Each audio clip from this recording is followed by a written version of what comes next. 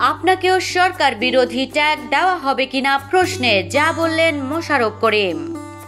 বৃষ্টিতে ভিজে রাজধানীর ফার্মগেটে সমাবেশ করেছেন দৃশ্য মাধ্যমের শিল্পীরা। তবে পুলিশের বাধায় তারা পূর্ব ঘোষিত মানিক মিয়া এভিনিউতে সমাবেশ করতে পারেননি। শিল্পীরা বলেছেন, সরকার যে বর্বর পন্থায় শিক্ষার্থীদের ন্যায়সঙ্গত আন্দোলনকে দমন করেছে তা কোনো গণতান্ত্রিক সভ্য সমাজে ঘটতে পারে না। কোটা আন্দোলনকে ঘিরে সব হত্যাকাণ্ডের বিচার, হত্যা, সহিংসতা, গণগ্রেফতার, হয়রানির প্রতিবাদে এই সংহতি সমাবেশ করেন শিল্পীরা। বৃহস্পতিবার বেলা 11টায় রাজধানীর মানিক মিয়া এভিনিউতে জাতীয় সংসদের সামনে সমাবেশের কর্মসূচি ছিল অভিনয় শিল্পী ও কলাকুশলীদের।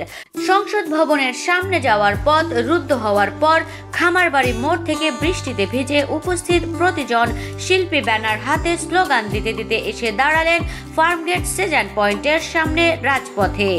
এ সময় এক বক্তব্যে মোশাররফ করিম বলেন, আমরা রক্তপাত চাই না, শান্তি চাই, এসবের বাইরে থাকতে চাই। যারা এই আন্দোলনে সম্পৃক্ত হয়েছে তাদের সরকার বিরোধী হিসেবে চিহ্নিত করা হচ্ছে।